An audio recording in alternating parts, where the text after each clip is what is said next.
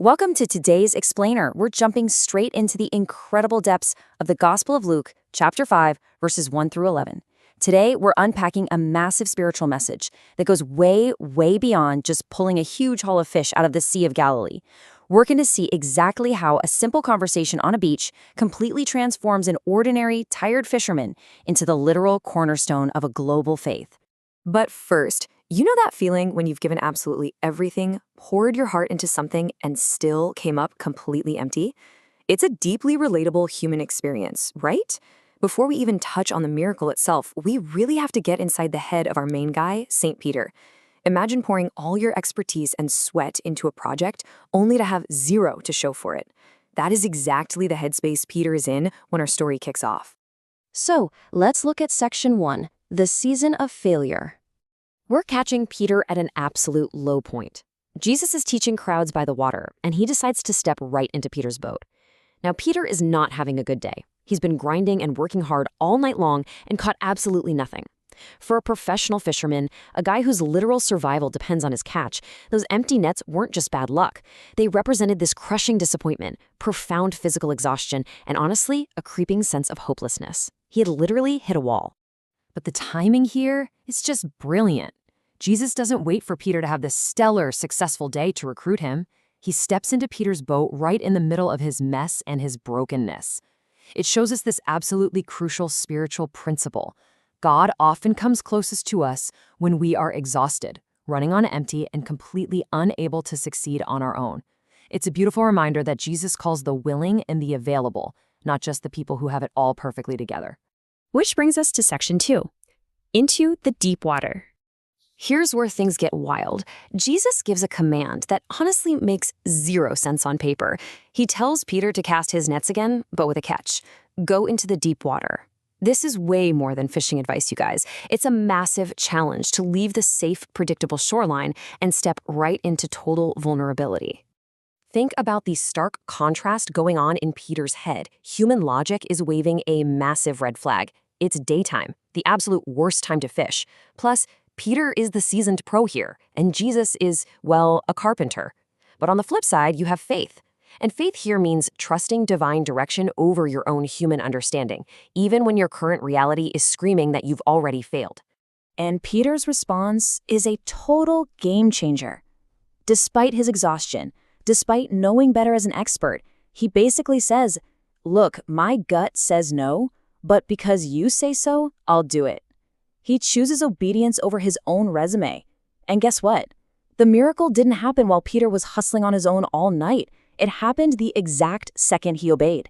It proves that our biggest breakthroughs don't just come from grinding harder, but from trusting and following that divine direction. Let's pause for a second. What does deep water actually mean spiritually? The shoreline is safe, right? It's familiar. But the deep water, that represents moving way past our comfort zones into a place of total surrender. Yeah, the deep water is terrifying because we aren't in control anymore, but it's also exactly where the miracles happen. Relying only on our own human wisdom just leaves us with empty nets, but trusting that deeper voice, that leads to absolute abundance. Moving on to section 3, encountering the divine. So Peter actually does it, and bam, the nets are so packed full of fish, they're literally tearing apart. But watch what happens to Peter internally. Instead of doing a victory dance over this massive payday, his entire focus shifts. Seeing this impossible miracle makes him recognize Jesus' true divine authority. And standing in the light of that pure holiness, it acts like a mirror. Peter suddenly sees his own flaws, and it completely humbles him. He realizes this isn't just some ordinary teacher in his boat. He actually drops down and says, "Depart from me, Lord, for I am a sinful man." It's such a raw, authentic reaction. It reveals this deep truth. A genuine encounter with the divine completely shatters human pride. When we truly experience God's glory, we instantly become aware of just how flawed and weak we really are. But Jesus doesn't push him away in that vulnerable moment. Actually, he completely flips the script. Jesus tells him, "Do not be afraid. From now on, you will catch men." Talk about a paradigm shift. Jesus completely redirects the story. He takes the spotlight entirely off Peter's past failures and flaws and points it directly at his incredible, world-changing future. It's like they're looking through two completely different lenses. Peter just sees a failed, broken fisherman who couldn't even do his job right that morning.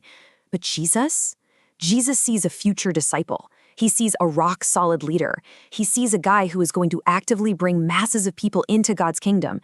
The source makes it so clear. God doesn't pick you because you're already perfect. He chooses ordinary, broken people for extraordinary things because he is in the business of transforming them. And that brings us to our final section, the ultimate treasure. You'd think the story ends with Peter cashing in the biggest catch of his life at the market, right? Nope.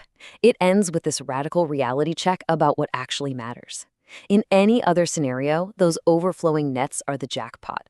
But Peter realizes those temporary, worldly blessings are absolutely nothing compared to the divine presence standing right in front of him. This eternal purpose was infinitely more valuable than the greatest fishing day of his life. Because at the end of the day, the miracle was never really about the fish at all. Providing an income or a meal was totally secondary.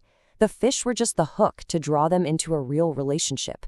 It shows us that God wants so much more than just to hand out temporary blessings to make our lives comfortable. He ultimately wants our complete trust and our hearts. And the absolute kicker is right at the end. The disciples literally walk away from the boats, the nets, the biggest catch ever. They leave it all behind to follow Jesus.